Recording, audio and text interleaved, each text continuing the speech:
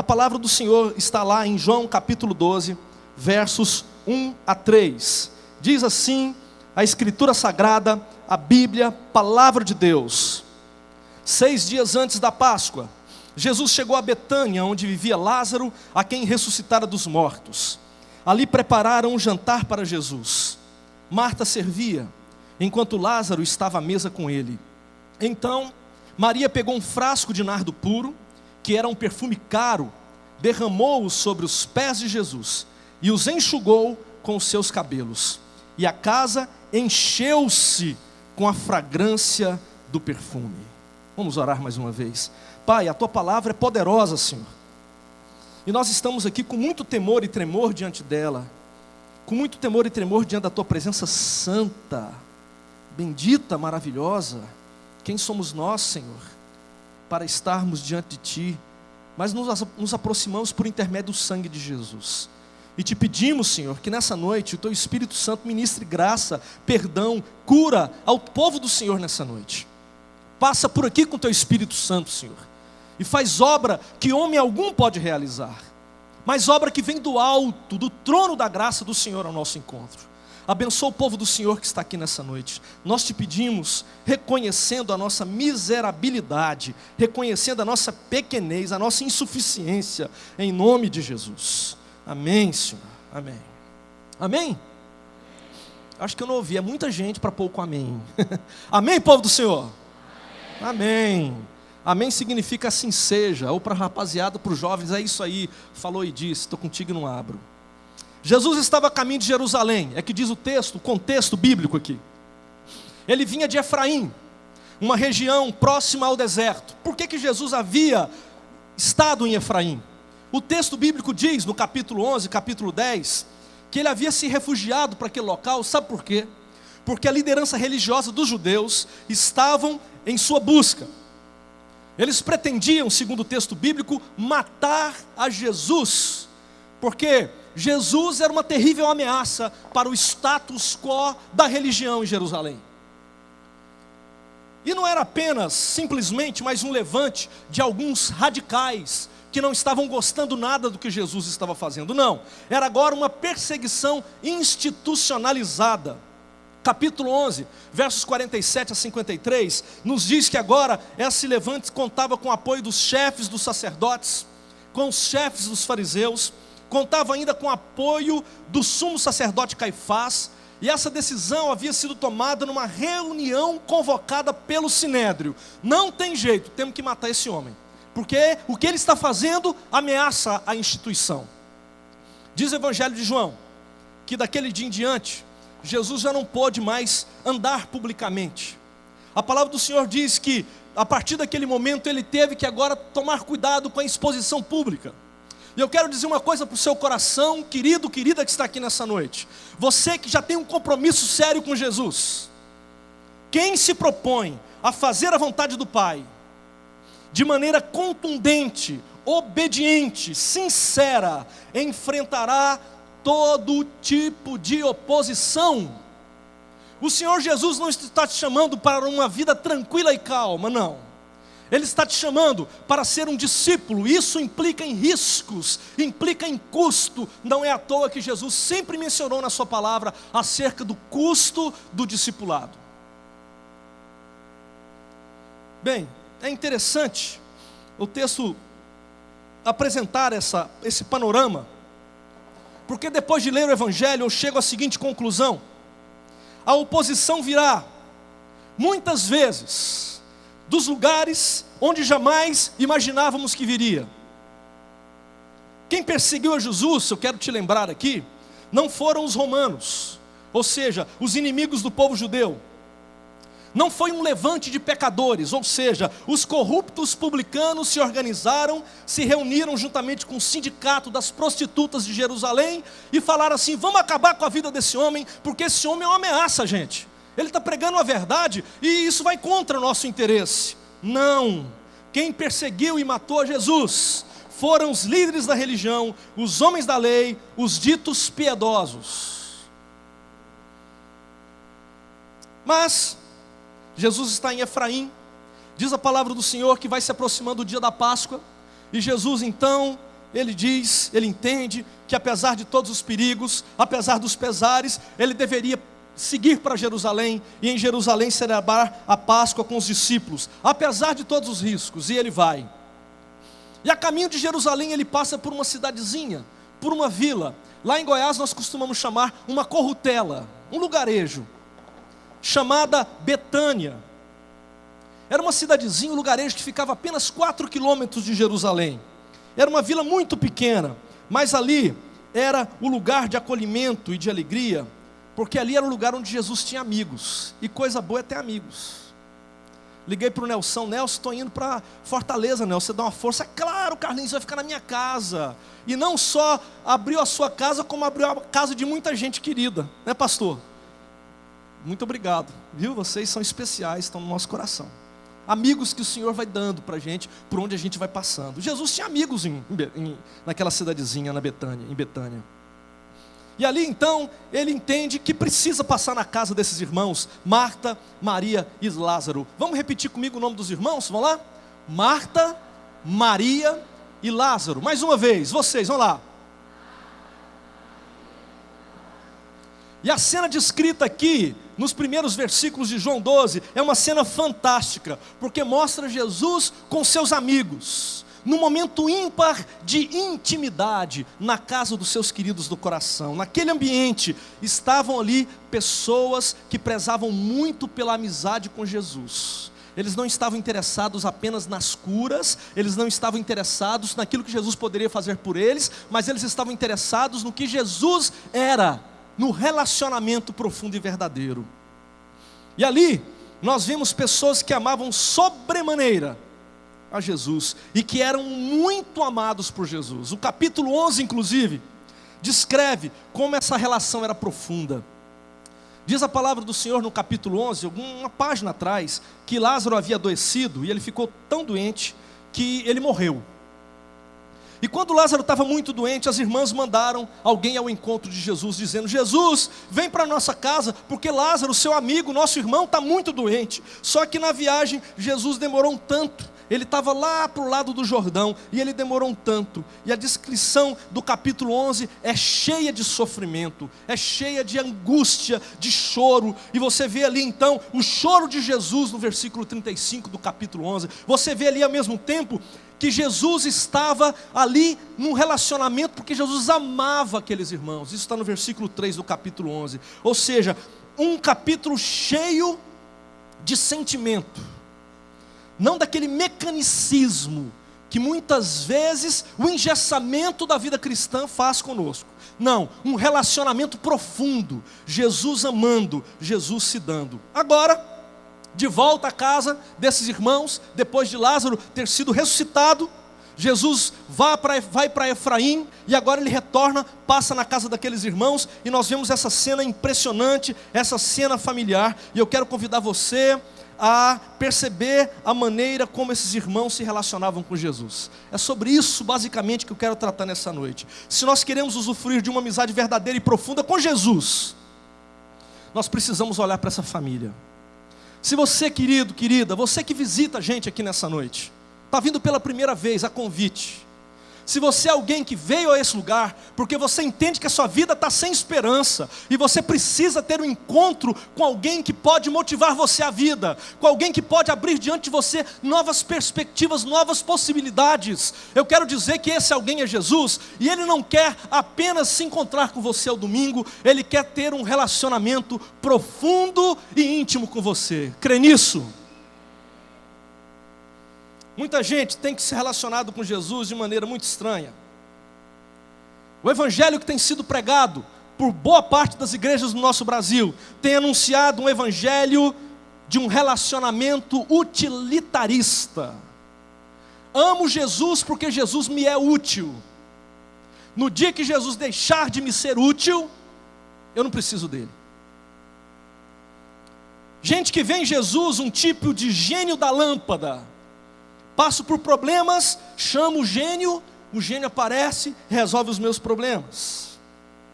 Quando tudo vai bem, se esquecem de Jesus.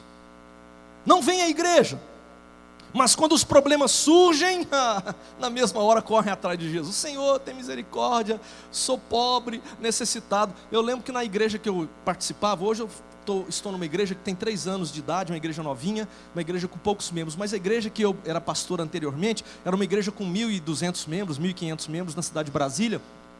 E eu lembro que eu nunca vi tanta gente numa reunião de oração, como no dia que aconteceu uma ameaça de guerra. E aí as pessoas ficaram tão temerosas pelos noticiários da televisão, dos jornais, que na hora da reunião de oração, gente, não era tanta gente, eu nunca vi o povo do Senhor tão reunido, interessado em orar. Quando as coisas não vão bem, a gente busca, mas eu quero dizer para você que não é esse tipo de relacionamento que Jesus deseja desenvolver conosco. Existem pessoas, inclusive, que usam Jesus, veem Jesus como algo ou como alguém para os momentos de dificuldades. Outros entendem Jesus, sabe como? Jesus como uma força mágica, como uma energia disponível.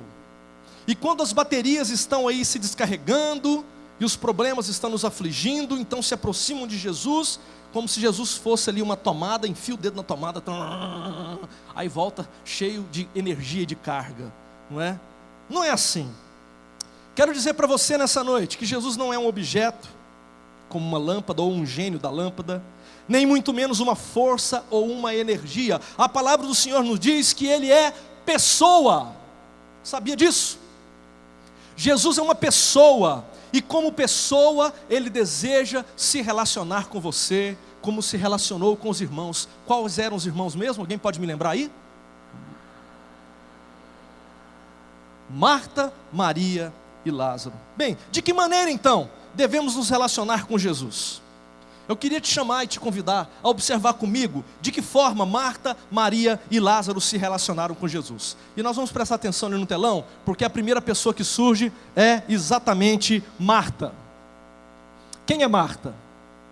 Marta, o que diz a palavra do Senhor sobre Marta? Você pode olhar comigo aí? O texto diz, versículo 2: ali prepararam um jantar para Jesus. Marta, o quê? Não ouvi. Marta, pode ser mais forte, não pode? Marta servia. Eu quero dizer para você então, que o Evangelho nos apresenta Marta como a serva. Marta era alguém que desejava oferecer a Jesus o melhor de sua vida. Ela queria entregar para Jesus o seu trabalho, o seu serviço, de maneira que o agradasse. Ela queria servir ao Senhor. E a palavra ali que aparece é a mesma raiz da palavra diácono. Marta servia, a palavra no original, no grego é diakoléu, ou seja, alguém que serve às mesas, garçom. E eu não sei se você se lembra disso, mas Jesus, certa vez conversando com os discípulos estavam numa briga para saber quem era o maior, e Jesus falou, no reino é diferente. No reino é o seguinte, quer ser o maior? Então que você seja o servo. E a palavra que Jesus usa ali é exatamente esse mesmo verbo que pode ser extraído da palavra diácono, servir à mesa. E Jesus mesmo, ele tomou um avental e foi lavar os pés dos discípulos. Se lembram desse episódio? É exatamente isso que nós conseguimos contemplar aqui em Marta. Marta era alguém que servia a Deus com coração obediente, com coração amoroso, com coração de servo. Lá em João capítulo 15, tem uma verdade muito bonita, muito bela. No versículo 5 nós encontramos assim: eu sou a videira, vocês são os ramos. Se alguém permanecer em mim e eu nele, esse dará muito fruto, pois sem mim vocês não podem fazer coisa alguma. É o que Jesus está dizendo aqui no versículo 5 do capítulo 15 de João. Você está em Jesus? O que Jesus está nos ensinando é que se alguém permanece nele, produz fruto, porque sem Jesus, nada nós podemos fazer. No entanto, no versículo 8, nós encontramos uma outra ideia que complementa do versículo 5. Lá diz o seguinte: meu Pai é glorificado pelo fato de vocês darem muito fruto, e assim serão meus discípulos. O que o texto está querendo dizer? Segundo a minha compreensão, o discípulo é aquele que frutifica, e frutifica muito. Meu Pai é glorificado pelo fato de vocês darem muito fruto, e assim serão meus discípulos. Aí bate uma tremenda crise no nosso coração. Bem, se eu sou discípulo, é porque eu produzo fruto? Então de que forma eu posso produzir frutos? O versículo 5 mata a charada, dizendo: apegue-se a Jesus. O discípulo é aquele que agarra-se ao Senhor, que gruda em Cristo, que se mantém um relacionamento verdadeiro, profundo, efetivo com Jesus. E estando nele, a consequência é clara: você passa a produzir fruto. Você passa a servir ao Senhor com seus dons, com seus talentos, com sua família, com seu trabalho, com tudo que você é, com tudo que você tem. Sabe por quê? Porque o Senhor está em você e você está nele. Agora, se o cristão, se o crente, o membro de igreja ou não membro de igreja, não está em Jesus, como poderá produzir fruto? Jesus diz: sem mim, vocês não podem fazer coisa alguma. E aí eu me lembro de um amigo, pastor, talvez conhecido de alguns aqui, pastor Ivênio dos Santos. Ele é pastor batista, lá em Minas Gerais. E o pastor Ivênio contou que uma vez ele viajou, aliás, ele mudou de casa, e quando ele mudou de casa, uma irmã foi ajudá-lo na mudança. E tem umas ajudas de mudança que era preferível nem ter, né? Porque às vezes são ajudas que parece que só complicam mais o meio de campo. E essa irmã falou: pastor, eu vim para ajudá-lo. Ele falou: tudo bem, querida, então faz o seguinte, ajuda-nos então, o que você puder fazer aqui, você já vai ser uma força muito grande. Aí a irmã: tá bom. Só que lá na sala tinha um monte de roupa assim, ó, que eram roupas que seriam doadas para instituições carentes. E também tinha um armário enorme que ele seria doado para uma determinada comunidade. Ali também tinha um lustre colocado no canto, que era da casa antiga, que o pastor Ivênio, junto com sua esposa, a Deia, eles dariam destino para alguém que estivesse interessado. Ou seja, estava tudo num canto. Sabe o que essa irmã fez? Pegou cada roupa daquela, percebeu que estava amarrotada, passou a pilha de roupa, abriu a gaveta, limpou o armário, colocou lá um forrinho legal, colocou todas as roupas dentro do armário, carregou o armário para o quarto, colocou o armário no quarto, pegou o lustre, subiu lá no lustre da sala, trocou o lustre. Aí chegou para o pastor Ivênio e falou: pastor, terminei, Deus abençoe você. E o pastor Ivênio: muito obrigado, querido, não tinha visto o que ela tinha feito. E ela vai embora. E aí quando o pastor Ivênio vem para a sala, cadê o armário que estava aqui? Cadê as roupas que estavam aqui? Cadê o lustre? Descobriu que tudo estava no seu lugar indevido. Sabe como é que ele chamou isso? E achei muito interessante. Ele falou: essa mulher produziu obras mortas, obras que de nada serviam. Quero dizer uma coisa a você: talvez você, nesse relacionamento com Jesus, talvez esteja entendendo que o está servindo, mas talvez você esteja contagiado de tal forma pelo ativismo cristão, que você faz e faz de maneira impensada, sem submeter ao Senhor e à vontade do Senhor. E sabe o que acontece? É dessa forma que muitas vezes temos produzido obras mortas no reino de Cristo. Obras que para nada servem para o Senhor, nem para o seu reino. Eu me lembro de Mateus capítulo 7, versos 21 a 23, ainda falando sobre esse servir. Diz o texto: nem todo aquele que me diz Senhor, Senhor, entrará no reino dos céus, mas apenas aquele que faz o quê? A vontade de meu Pai que está nos céus.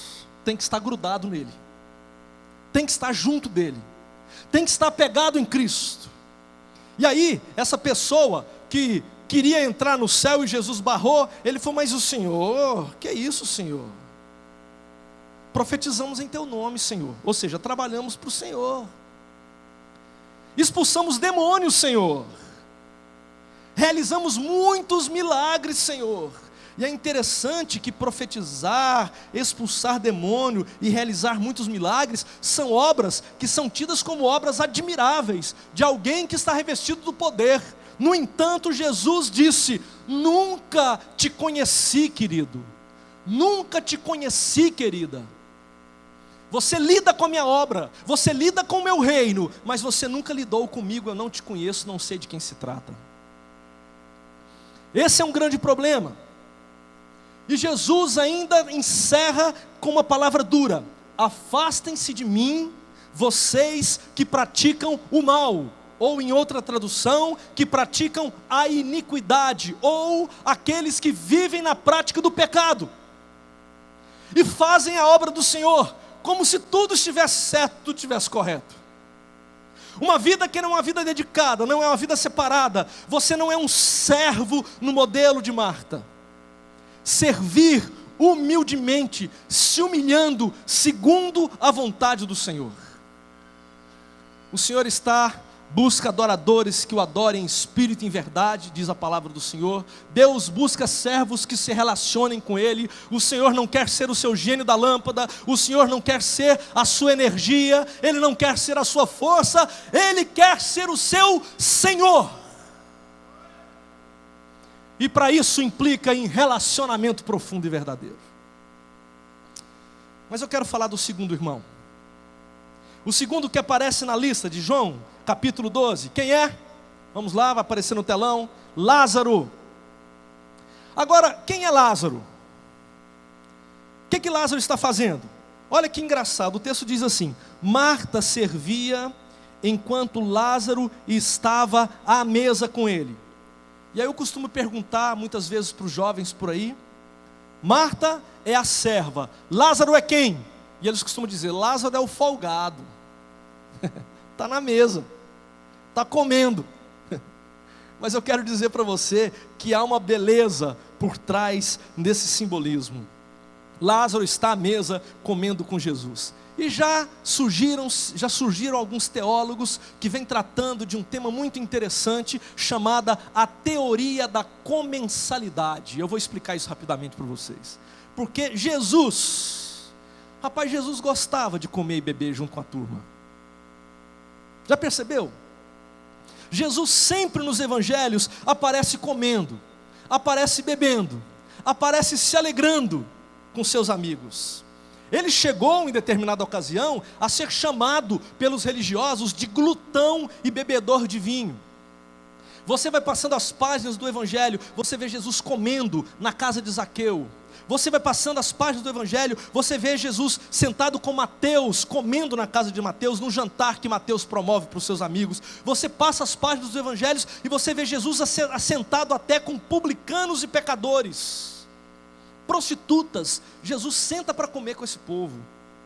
Jesus, quando lida com uma multidão faminta, o que ele faz? Ele multiplica pão, peixe e sacia a fome de todo mundo, ou seja, come com a multidão. Jesus se assenta e come com os discípulos, e ele diz: lembrem-se de mim. Como? Comendo, ceia. Jesus quer ser lembrado pelo partir do pão e pelo vinho. Este é o meu corpo, este é o meu sangue. Bonito isso, não é?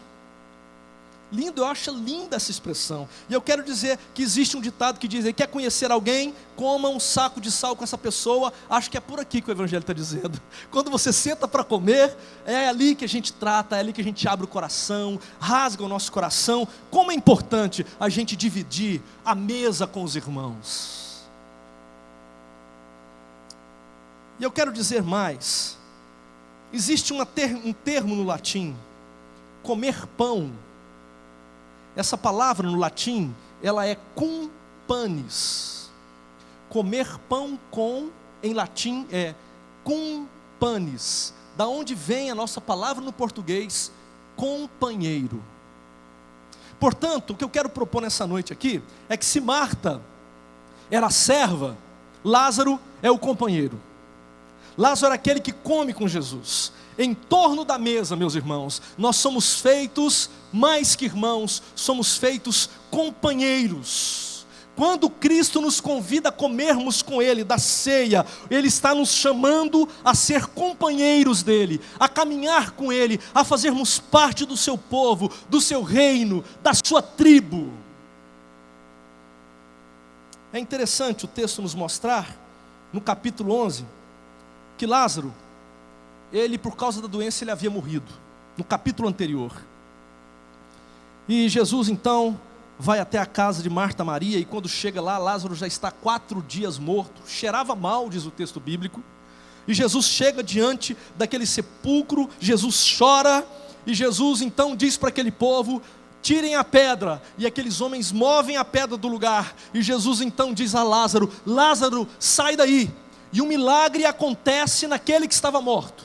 Diz a palavra do Senhor que Jesus fez uma obra fantástica na vida de Lázaro. Ele foi ressuscitado. Lázaro saiu da fria e escura tumba para o calor e para a luz do dia. Diz o texto bíblico que Lázaro saiu do pavor da inexistência, ou quem sabe do pavor da desistência, porque tem muita gente que está desistindo de viver, tem muita gente que está desistindo de sonhar, tem muita gente que está entregando os pontos diante das atrocidades, das lutas da vida, mas Jesus chega para Lázaro, e Jesus convida Lázaro, não à inexistência, nem à desistência, mas Jesus convida Lázaro para a celebração da existência.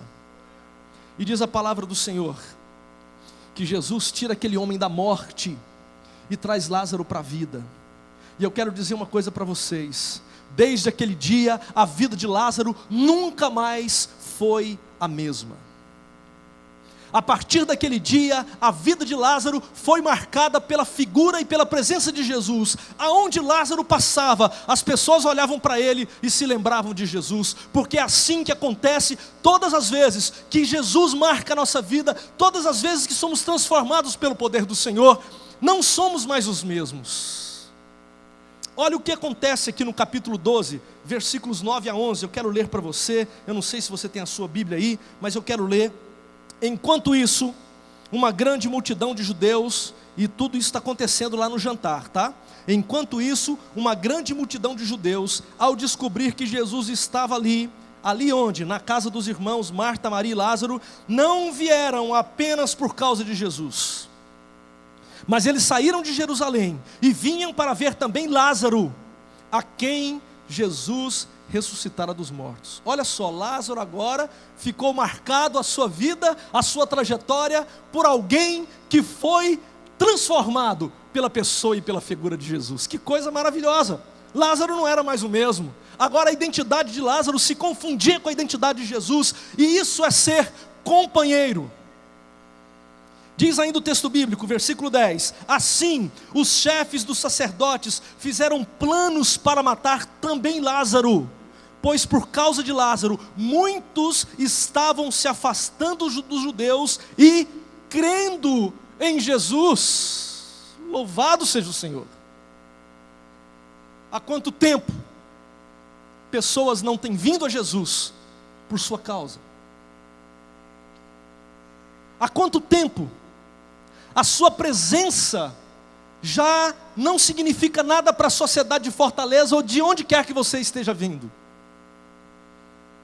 Lázaro era marcado, o companheirismo entre Lázaro e Jesus era tão profundo que não havia como olhar para Lázaro sem se lembrar da obra transformadora, salvífica, redentora que Jesus havia feito na vida daquele homem.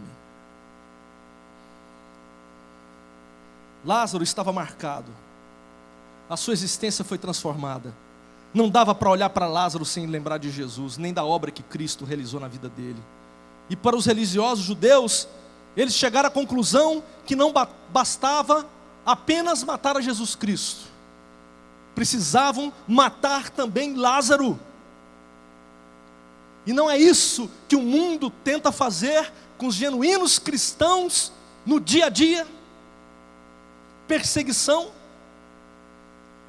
Querem dizer, cale-se, faça calar a sua fé. Sabe por quê? Porque companheiro é cúmplice.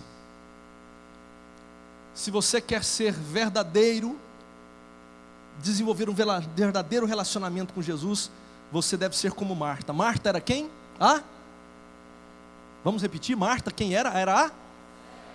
Lázaro era o? Lázaro era o? E Maria, o que vocês acham? Vamos lá? Maria é a adoradora.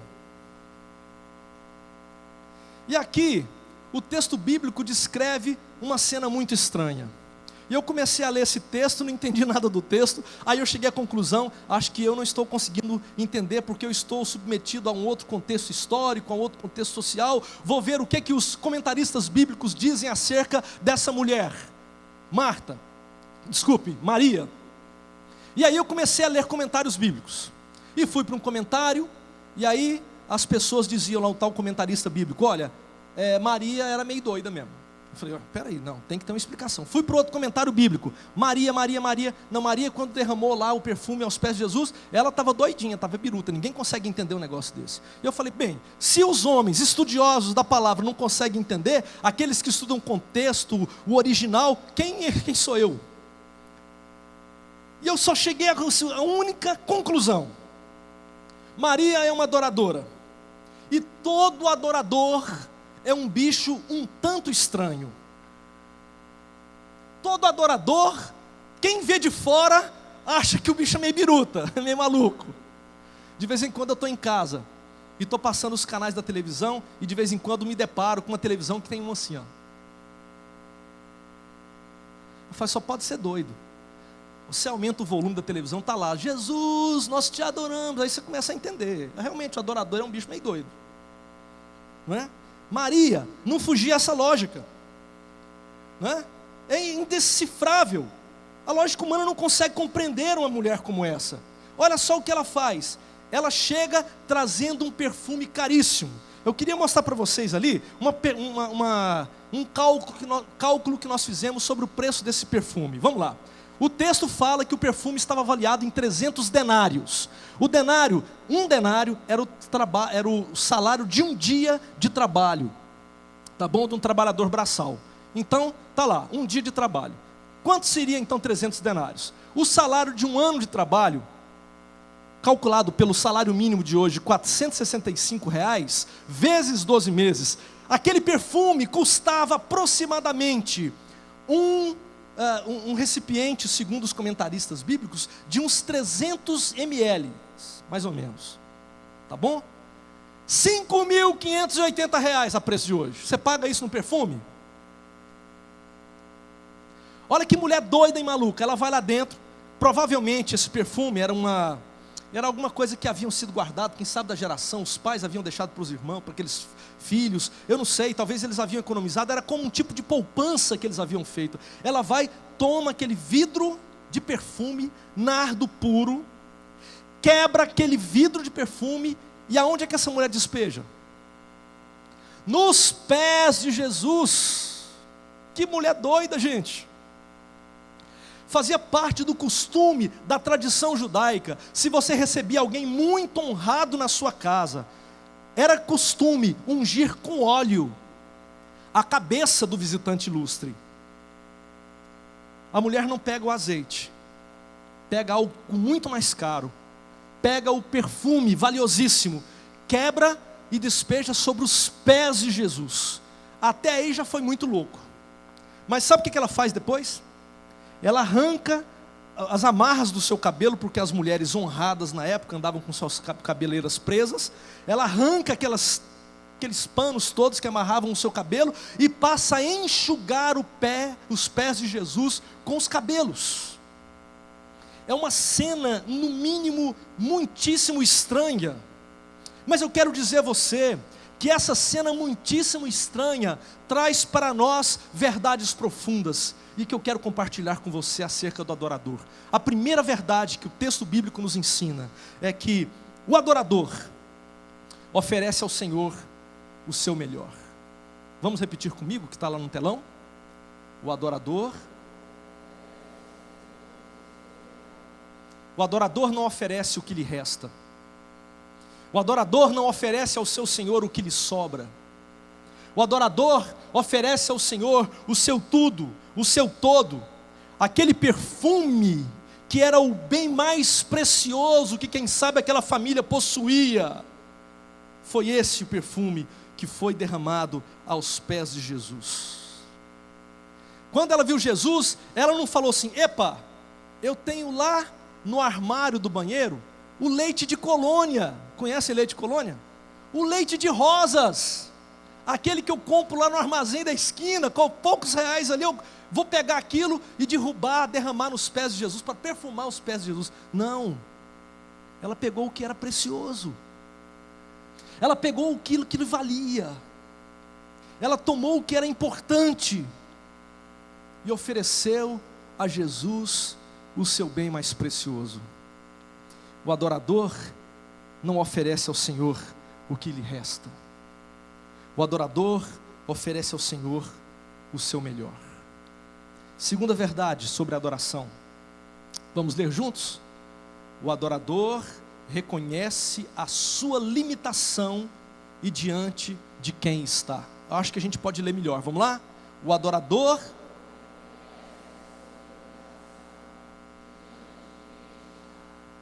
Quero dizer uma coisa para você. Muito embora ela tenha oferecido o seu melhor para Jesus, ela não ofereceu de maneira arrogante, não.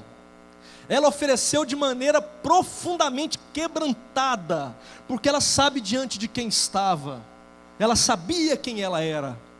Ela não ungiu a cabeça de Jesus, como era o costume da época, não, ela unge os pés de Jesus. E aqui há uma ligação bem estreita entre a atitude dessa mulher com a atitude de Jesus no capítulo 13 de João, um capítulo depois, quando Jesus lava os pés dos discípulos, porque cuida dos pés de alguém, ou melhor, cuidar dos pés de alguém, era serviço do servo, e Jesus estava ensinando aos seus discípulos. Só que antes disso, Maria, como serva, adoradora, ela unge os pés de Jesus. E o que passa pela minha cabeça quando vejo essa cena, é que aqui há uma compreensão. Maria, ela chega à conclusão que o seu melhor, o melhor que ela tem para oferecer, o melhor de sua vida, o melhor de suas forças, no máximo, serviria para aliviar os pés cansados do seu mestre. Eu desconfio de todo tipo de adoração, ou de todo tipo de adorador que se iguala a Cristo, e que faz de Jesus Cristo seu refém, com verbos ou com palavras, tipo eu declaro, eu ordeno. O adorador verdadeiro é aquele que se humilha, porque reconhece quem é, e diante de quem está.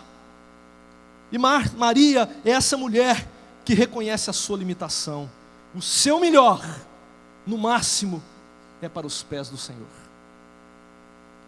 E terceiro e último lugar, leia comigo.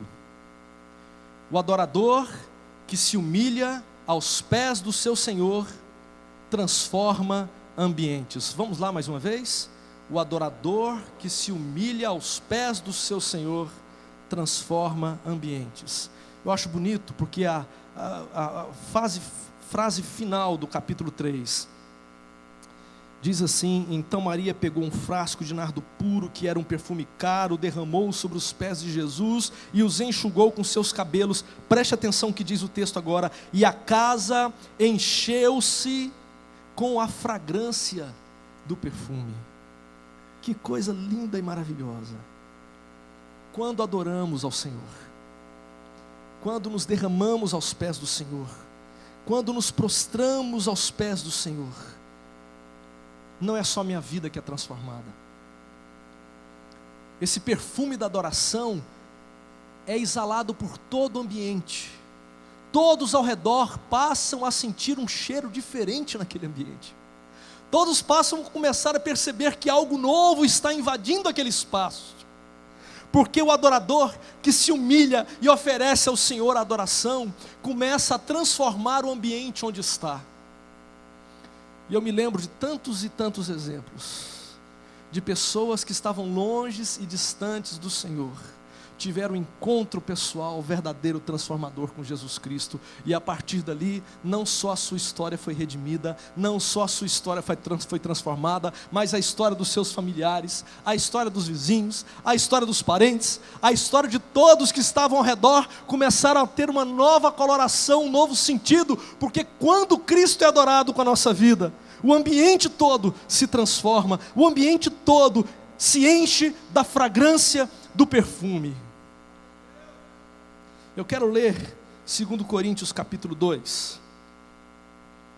2 Coríntios capítulo 2, versos 14 a 16. Diz assim: mas graças a Deus, que sempre nos conduz vitoriosamente em Cristo e por nosso intermédio exala em todo lugar a fragrância do seu conhecimento. Olha o que diz o texto: porque para Deus nós somos o aroma de Cristo entre os que estão sendo salvos e os que estão perecendo.